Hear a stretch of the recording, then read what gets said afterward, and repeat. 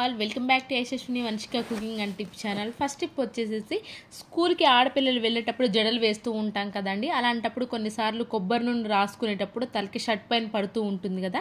అలా షర్ట్ పైన పడినప్పుడు మనం తీసి ఉతికిచ్చే టైం లేదు అనుకున్నప్పుడు సింపుల్గా మనకు ఆయిల్ మరకలు కనిపించకుండా ఉండాలి అనుకోండి.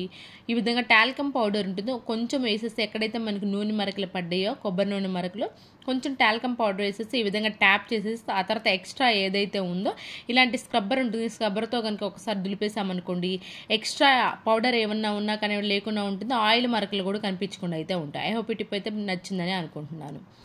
అండ్ నెక్స్ట్ టిప్ వచ్చేసేసి మనకి లైజాల్ ఉంటుంది కదండి, మనం మాప్ క్లీనింగ్ వాడుతూ ఉంటాం కదా. మీది ఏది ఇంట్లో లిక్విడ్ వాడుతూ ఉంటారో అలాంటిది మాప్ క్లీనింగ్ది కొంచెం అయితే వేసేసుకోండి.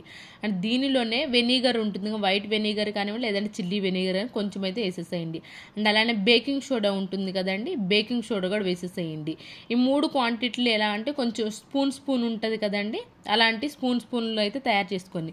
డైనింగ్ టేబుల్ మనకి కొన్నిసార్లు ఏమవుతుందంటే నాన్ వెజ్ తిన్నా కానివ్వండి లేదంటారు మురికి ఎక్కువ, ముఖ్యంగా ఇలాంటి గ్లాసెస్ ఉంటాయి కదండి, ఇలాంటివి నీచు స్మెల్ ఎక్కువ వస్తుంటాయి ఎగ్ తిన్నా కానివ్వండి. అలాంటప్పుడు దుమ్ము ఎక్కువగా పడకుండా ఉండాలి, అలాగే నీచు స్మెల్ అనేది రాకుండా ఉండాలి అని అనుకుంటే మాత్రం ఈ 3 కలిపిన వాటర్తో కనుక క్లీన్ చేసామనుకోండి డిన్నర్ టేబుల్ని, నీచు వాసన లేకుండా ఉంటుంది.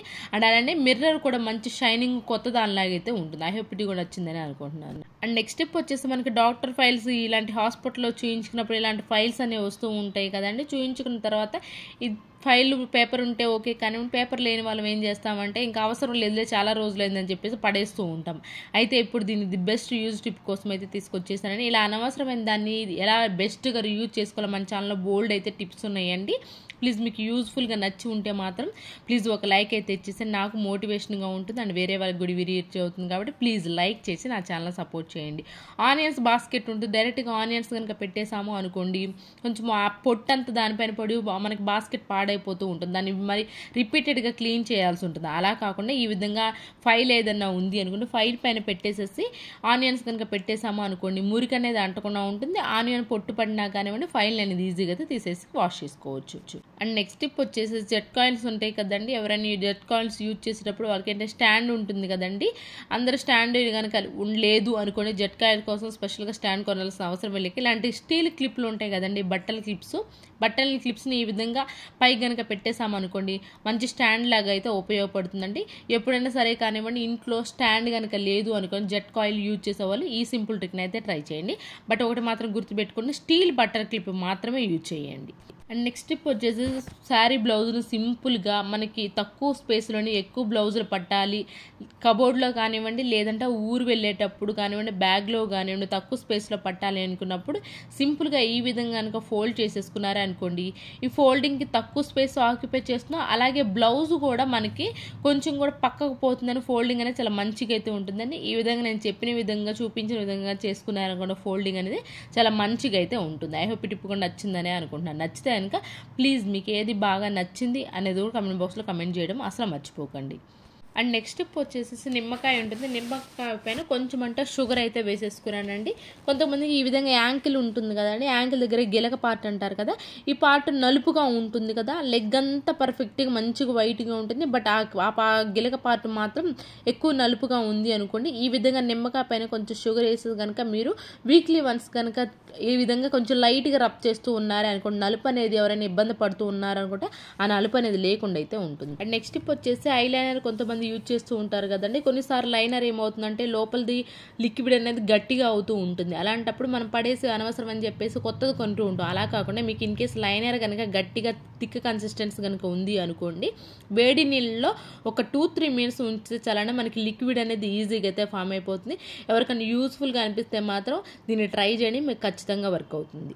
అండ్ నెక్స్ట్ టిప్ వచ్చేసేసి ఈ విధంగా మనం ప్లేట్స్ కనుక ర్యాక్స్లో కనుక పెట్టేసుకుంటూ ఉన్నాము అనుకోండి ఒకదానిపైన ఒకటి పెడుతూ ఉన్నాను, ముఖ్యంగా ఇలాంటివి ఈ ప్లేస్ ఎక్కువ ఆక్యుపై చేస్తుందో అలాగే మనకి ఏంటంటే తీసుకోవడం కూడా చాలా ఇబ్బందిగా ఉంటుంది. అలా కాకుండా ఈ విధంగా మనం డిన్నర్ టేబుల్ పైన స్టాండ్ అనేది పెడుతూ ఉంటాం కదా స్టీల్ స్టాండ్, ఏదైనా ఎక్స్ట్రా కనుక ఉంది అనుకోండి అడుగున ఈ విధంగా పెట్టేసండి చిన్న ప్లేట్స్, పైన ఈ విధంగా పెద్ద ప్లేట్స్ కనుక పెట్టేస్తాం మనకు తీసుకోవడానికి కంఫర్ట్గా ఉంటుంది, అలాగే తక్కువ స్పేస్లో 2 ప్లేట్స్ని ఒకే దగ్గర పెట్టిన వాళ్ళం అయితే అవుతాము.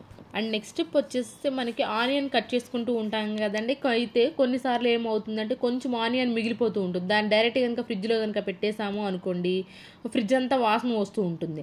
అలా అని చెప్పేసి బయట పెట్టేసాము అనుకోండి, మనకి ఆనియన్ మళ్ళీ నెక్స్ట్ డేకి యూజ్ చేసుకోవడానికి డ్రై అయిపోతున్నట్లు అనిపిస్తుంది. అలా కాకుండా ఫ్రిడ్జ్లో పెట్టినా కానివ్వండి, మనకి స్మెల్ రాకుండా ఉండాలి అని అనుకుంటే మాత్రం న్యూస్ పేపర్ ఉంటుంది. న్యూస్ పేపర్లో కానివ్వండి ఈ విధంగా అల్యూమినియం ఫాయిల్ కనుక చుట్టేసి పెట్టేసాము అనుకోండి, మనకి ఫ్రిడ్జ్ అంతా వాసన లేకుండా అయితే ఉంటుంది. అండ్ నెక్స్ట్ టిప్ వచ్చేసి ఇలాంటి రోళ్ళు చిన్నవి కనుక కొన్నారు అనుకోండి, దీన్ని డైరెక్ట్గా కొంతమంది యూజ్ చేయం కదండి. అయితే ఎలా యూజ్ చేయడం వల్ల లోపల ఉన్న ఇసుక ఉంటుంది కదా, కొన్నిసార్లు ఇసుక మట్టి కూడా ఉంటుంటుంది కదండి, అది ఎలా నీట్గా పోవాలి, మనం వెంటనే పర్ఫెక్ట్గా మనకి ఆ మురికి అనేది లేకుండా, మట్టి అనేది లేకుండా, ఇసుక అనేది తగలకుండా, రాళ్ళు చిన్న చిన్నవి వస్తూ ఉంటాయి కొన్నిసార్లు. అలా అవ్వకుండా ఉండాలంటే ఈ విధంగా కొన్ని పాత రోజుల్లో ఏం చేస్తారంటే కొంచెం వడ్లు వేసి దంచుతూ ఉంటారు కదండి. అలా కాకుండా మనకు వడ్లు ఇప్పుడు అవైలబుల్ ఉంటే ఓకే, ఒకసారి దంచేయచ్చండి. లేదు అంటారా, నార్మల్ రైస్ ఏదైతే ఉంటుందో నార్మల్ రైస్ వేసేసుకొని ఈ విధంగా దంచుకున్నామనుకోండి, ఏదైనా అడుగున ఉన్న ఆ రాళ్ళు చిన్న చిన్న రాళ్ళు ఏమైనా ఉన్నా, ఇసుక ఏదైనా ఉన్నా కానీ నీట్గా క్లీన్ అయిపోయి వచ్చేస్తుందండి.